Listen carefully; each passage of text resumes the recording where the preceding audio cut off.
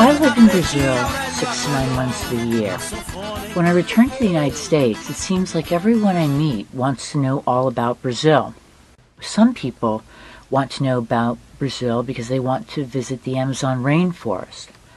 I've met junior high and high school students who know everything about the three-toed sloth, which is the cornerstone of my ecological reserve, the Amazon Institute, and they want to see this interesting creature for themselves. I've met many adults wanting to go somewhere after nearly half a decade of self-confinement following 9/11. They have a sense that Brazil is the place to go, and they're right. There's no political tension between Brazil and any other country. There's no danger due to narcotics politics as exists with some other South American nations. There's no terrorism in Brazil. There's no civil or social unrest domestically in the country that is home to over 1 billion Catholics, so traveling there doesn't put your personal safety at risk. And I meet a lot of people who are like me. They're seeking a country with America's standard of living without this country's cost of living. They wish to live abroad, to live a richer, a simpler life with a lower cost of living. They've done all the internet and book research there is to do, and now they're seeking someone who has actually done it, who has actually relocated to a foreign country and can give them the nuts and bolts, the skinny, on how it's all done. And I'm happy to avail myself. I want to thank all of you for your questions and your curiosity, because your curiosity is the genesis of my podcast. To students and travelers of all ages wishing to visit the Amazon rainforest and other parts of Brazil, to teachers wishing to utilize the Amazon Institute for continuing education requirements for their teaching credentials, to all educators seeking opportunities for their students to study abroad at the Amazon Institute, for summer school, or to earn independent or elective credit between semesters, and to those looking for a better life in Brazil. I'd like to say, muito obrigada pela sua ajuda. Thank you so much for your help for my podcast, Getting to Know Brazil. In this first episode of Getting to Know Brazil, I'm going to take a couple of key facts from Brazil's geographic and political economy.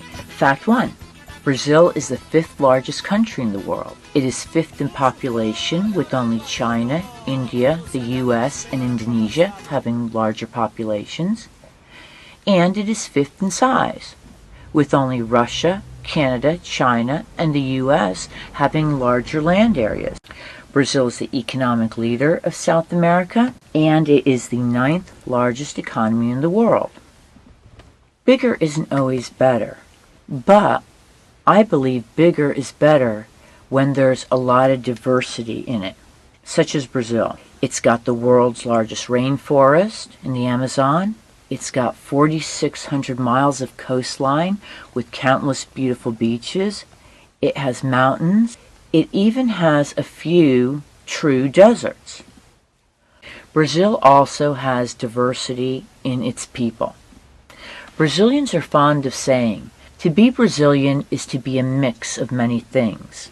That's not only a charming saying, but it is very true. Over half the country's population, over 55%, are of European descent, mostly German, Italian, Portuguese, Polish, and Spanish. 38% of Brazilians are a mix of 2 or more European ancestries and African descent. About 6% are of African descent, and the original Brazilians, the Indians, form less than 1% of Brazil's people. It is very easy for an American, i.e., someone who comes from European descent, to blend in, because when you're actually living somewhere, you want to become part of the community, part of the country. You don't want to be standing out like a sore thumb. A developed economy was an important factor. As charming as third world countries are to visit and to rough it, I couldn't really call them home. I've become accustomed to first world medical care, dentistry, even veterinarians for my dog. Brazil has better doctors and dentists than the United States and is home to the top plastic, reconstructive, and eye surgeons, not to mention how advanced they are in stem cell therapy. I can state from first-hand experience that medical, dental, and hospitalization are a fraction of the cost of the American counterparts. When you're making an international relocation, climate becomes a very important factor, because tied into climate is the cost of energy. Brazil's climate is perfect for having a low energy bill. In the south of the country, like Rio de Janeiro, you will find that the temperature is between 80 and 85 degrees between November and April. Those will be the highs, 80 to 85 Fahrenheit. And the lows for the same 6 months are 68 to 73 degrees. Nice. Only a 5-degree temperature swing.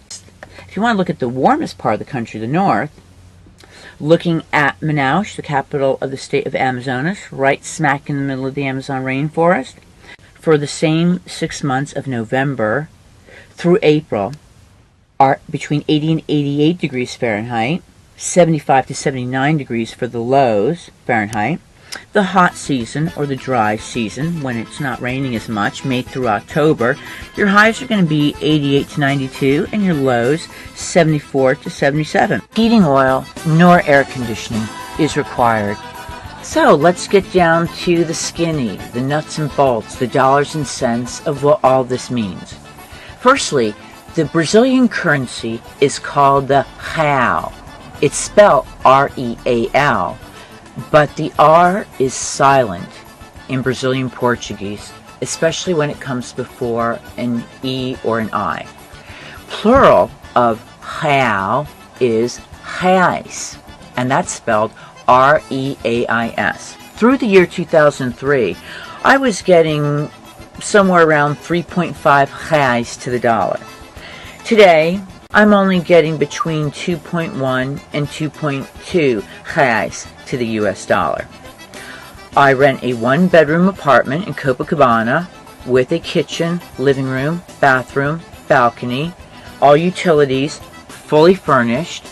It is 3 blocks from the beach, and I pay 800 reais, roughly $380 for all this. The more you learn about Brazil, the more in awe you become of this country. For instance, with only 5% of the land cultivated, Brazil leads the world in coffee production, citrus production, sugarcane. It's one thing to be the leading producer of these commodities, but Brazil is the leading exporter, supplying 1/3 of the global total of coffee, 1/4 of the world's citrus demand, more than 1/10 of the cattle supply, and 12% of the world total of sugarcane. In addition to being the leader in world export and production of sugarcane, domestically, it turns its sugarcane into a gasohol that fuels most of the Brazilian automobiles on the road. Yet another awe-inspiring fact about Brazil. If the natural resources and production found above ground were not awe-inspiring, literally one can say that below the soil, Brazil is paved with precious gems, diamonds, and gold, beginning from the southern state of Minas Gerais all the way through the Amazonian state. Neighboring Colombia no longer has a reputation for producing the finest quality as well as the largest emeralds in South. Now they come from Brazil. The largest and most beautiful citrines, topazes, tourmalines, and Amazonian opals that are also found in incalculable quantities in the Amazon, as are diamonds. The future is certainly bright and promising for Brazil, this South American giant that is not only able to satisfy the world markets of coffee, citrus, poultry, textiles, but has corner on the most beautiful supermodels in the world and the best soccer players. Join us for our next episode of Getting to Know Brazil, when we will get to know the Amazon and the Amazon forest.